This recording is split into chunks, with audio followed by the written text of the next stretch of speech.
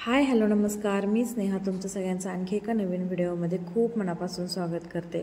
तर तोच लग्नाच्या दिवशीचा हाच व्हिडिओ पुढे कंटिन्यू करते सेकंड पार्टमध्ये, कारण एकच व्हिडिओ खूप मोठा झाला असता, त्यामुळे मग सप्तपदीचा एक पार्टमध्ये केला आणि हा लग्नाचा दुसऱ्या पार्टमध्ये केला।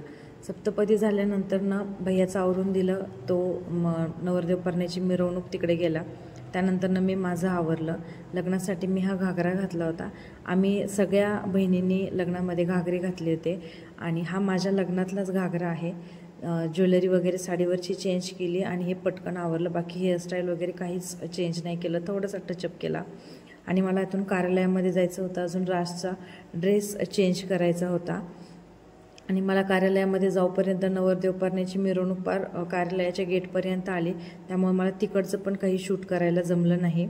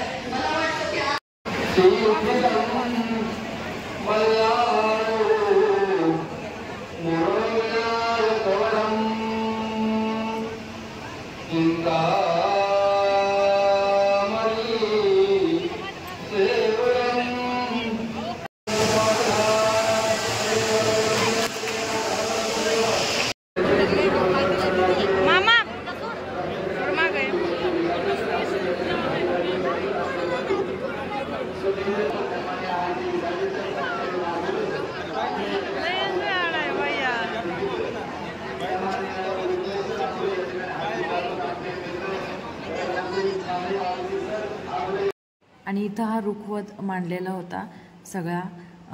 बाकी फर्निचर वगैरे सगळं आधीच पोहोच केलं होतं, सोफा, डायनिंग, बेड, कपाट वगैरे, फक्त भांडे जे आहेत तर ते इथं मांडले होते। आणि इतकं छान त्यांनी केलं होतं, जे काही रुखवतामध्ये खायचे पदार्थ मांडलेले होते इथं समोर, तर तो प्रत्येक पदार्थ असा उखाण्यामधून इंट्रोड्यूस करून दिलेला होता, की त्या बॉक्समध्ये जो पदार्थ आहे त्यावरती त्या पदार्थाचा उखाणा लिहिलेला होता आणि त्याचे ते स्टिकर वगैरे स्टिच केलेले होते।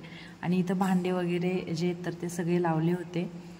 मधल्या पिरियडमध्ये काही व्हिडिओ शूट करायला जमला नाही, मग डायरेक्ट जे काही वरमाई जेवण आणि सुनमुख वगैरे होतं तर त्याचा हा व्हिडिओ आहे।